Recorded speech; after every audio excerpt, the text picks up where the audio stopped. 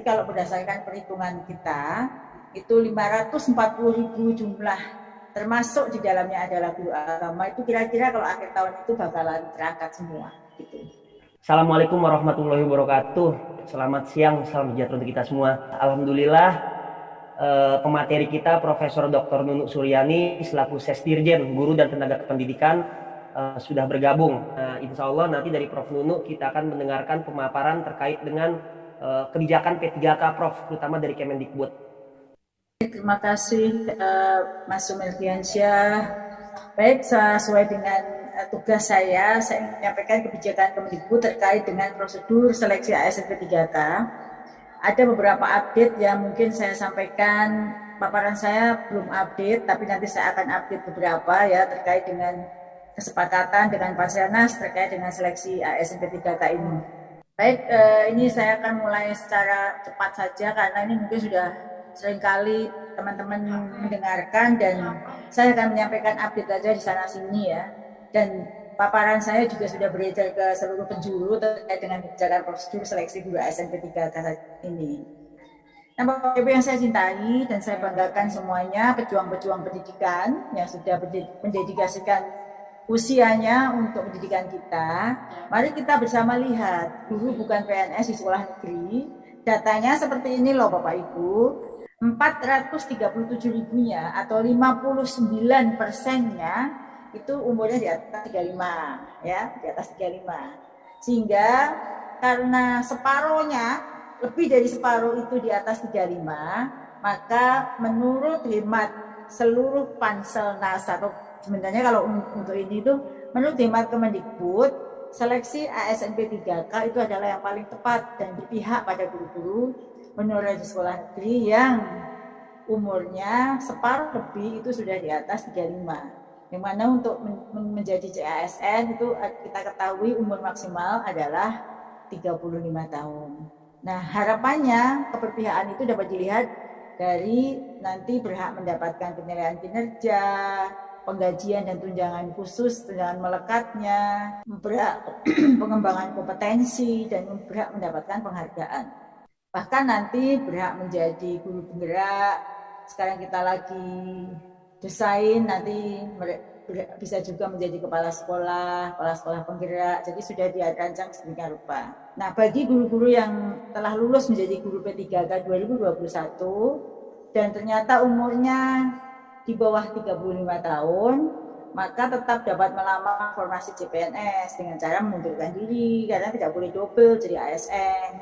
Kalau ada peluang CPNS misalnya tahun depan, itu mereka yang umurnya memenuhi syarat masih mendapatkan kesempatan untuk ikut. Jadi ini adalah peluang dan tantangan buat guru-guru honorer.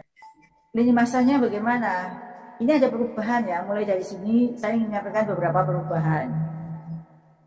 Perubahannya adalah kalau di sini pendaftarannya itu belum dibuka ya Bapak Ibu. Pendaftaran itu kalau kemarin di tanggal 31 Mei ini ada perubahan pendaftaran, ada pengunduran sampai pertengahan Juni ya, 2 minggu setelah Mei nanti akan diinformasikan oleh BKN. Jadi pendaftarannya melalui SSC ASN BKN. Jadi ya belum 31 Mei ini, nanti silakan akan diumumkan oleh daerah masing-masing termasuk jumlah formasi di daerahnya, dan pendaftaran baru akan dibuka pertengahan Juni. Setelah itu Agustus itu akan ada seleksi pertama yang siapa yang bisa ikut seleksi pertama itu adalah guru-guru negeri di sekolah, guru-guru sekolah negeri. Jika misalnya guru honorer sekolah itu tidak ada formasi di sekolahnya, misalnya DKI tidak mengajukan formasi guru matematika untuk SMP 1, sementara saat ini jadi DKI tidak mengajukan formasi untuk guru matematika SMP 1. Nah, padahal di situ ada guru honorer guru matematika, maka guru matematika tersebut bisa memilih formasi di sekolah lain. Khusus jadi ujian pertama ini khusus untuk guru honorer di sekolah negeri. Jadi kalaupun di sekolahnya tidak dibuka formasi, sementara di sekolah itu ada guru honorer, maka bisa memilih di sekolah lain. jika yang bersangkutan sudah diberi kesempatan milih sekolah lain, tetapi tidak lulus ya, tetapi dia masuk passing grade, itu bisa diperhitungkan di seleksi berikutnya. Jadi seleksi berikutnya, harapannya nanti setelah Agustus ini, rankingan, pengumuman, masa sanggah, pemberkasan, dan lain sebagainya, itu selesai di sini, di bulan September. Lalu nanti Oktober itu adalah ujian seleksi kesempatan kedua. Bagi yang tidak lulus di seleksi kesempatan 1 bisa ikut di seleksi kesempatan kedua. Siapa yang boleh ikut di seleksi kesempatan kedua? Seluruhnya. Guru honorer negeri dan swasta, guru honorer di sekolah swasta, termasuk lulusan PPG yang belum mengajar. Itu boleh ikut seleksi di tahap kedua. Kemudian baru nanti pada yang kedua itu November nanti pengangkatan, pemberkasan dan lain sebagainya. Baru yang tidak lulus itu masih bisa ikut di seleksi tahap ketiga. Jadi masih ada 3 kali seleksi. Kalau berdasarkan perhitungan kita itu 540.000 jumlah, termasuk di dalamnya adalah guru agama. Itu kira-kira kalau akhir tahun itu bakalan terangkat semua gitu. Kalau melihat peluang dan tantangan dan kesempatan, karena dari sisi substansi ujian pun kita sesuaikan dengan kemampuan ya, tidak sama dengan seleksi kompetensi teknis CASN. Jadi kita memang sesuaikan dengan kita sedikit turunkan, dan Bapak Ibu juga mendapatkan kesempatan untuk belajar dengan portal yang sudah disediakan, yaitu Guru Belajar dan Berbagi seri seleksi guru SMP 3K. Itu kita hitung-hitungan sedikit sekali yang tidak terwadai lah, karena kesempatannya banyak tetapi formasinya tidak sebesar yang diharapkan. Lalu untuk guru agama ini sudah ada ya, guru agama 20.421 itu bukan usulan baru, tetapi adalah daerah-daerah yang sudah mengusulkan, yang saat itu pertama kali itu tidak dihitung karena usulan berdasarkan peraturan Menteri Agama yang bisa mengusulkan untuk tata kelola guru itu diatur oleh PMA, oleh Menteri Agama. Namun kemarin karena ada keinginan dari Asosiasi Guru Agama Islam untuk diakomodir, maka ini bisa kita akomodir karena di top up dari kuota yang ada di Kemendikbud yang jumlahnya memang belum mencapai 1 juta, sehingga 20.421 itu sudah termasuk guru agama. Semua agama yang daerah-daerah sudah mengusulkan. Ini kita lihat yang paling banyak memang ya guru agama Islam ya, 17.761, kemudian ada Katolik, Hindu dan Kristen serta Buddha.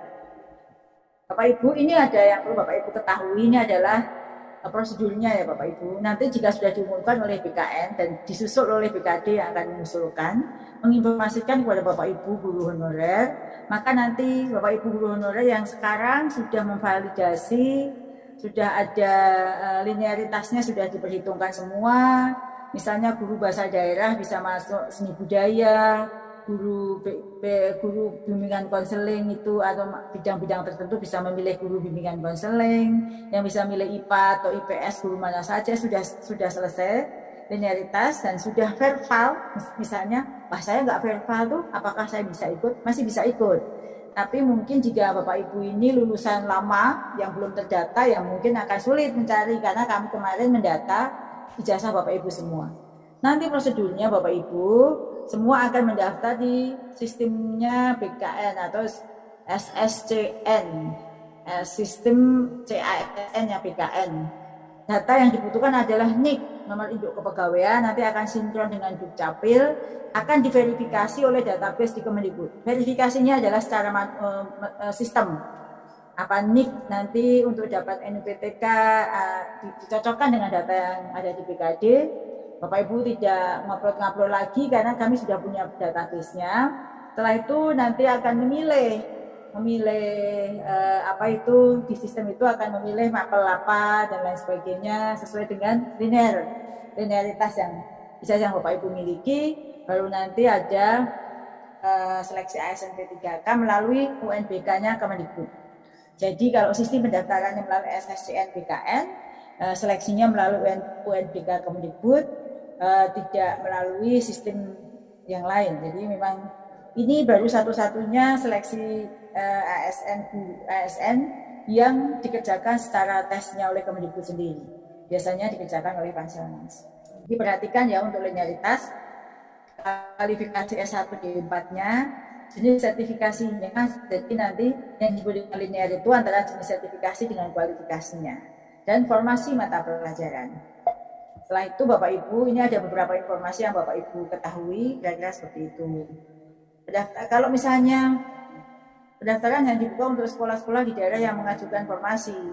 Bagi pendaftar daerah lain yang tidak mengajukan formasi, misalnya kan ada tuh 19 daerah yang tidak mengajukan formasi. Setelah kita cek lagi 3 daerah yang tidak mengajukan formasi sama sekali, padahal mereka punya guru honorer, mereka tetap bisa mengikuti ujian, tapi baru bisa gabung setelah seleksi kedua, gitu ya. Ini contoh beberapa peraturannya. Kalau Bapak Ibu yang tadi saya sebut, yang tersedia di sekolah yang mengajar, maka dia hanya bersaing dengan dirinya sendiri.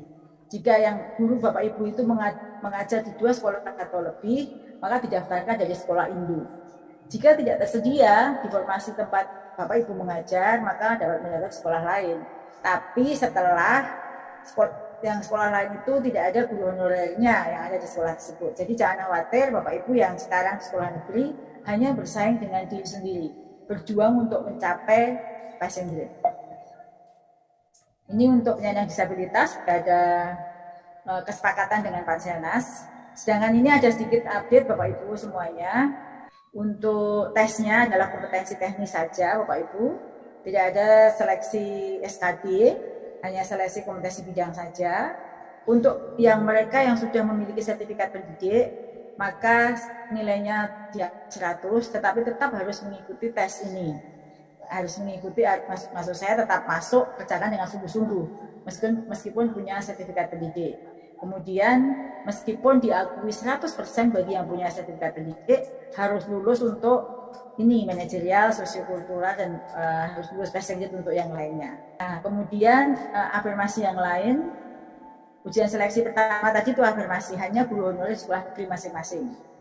Kedua dan ketiga terbuka untuk semua guru honorer dan lulusan PPG. Bonus poin ini ada perubahan sedikit, yaitu 35 tahun.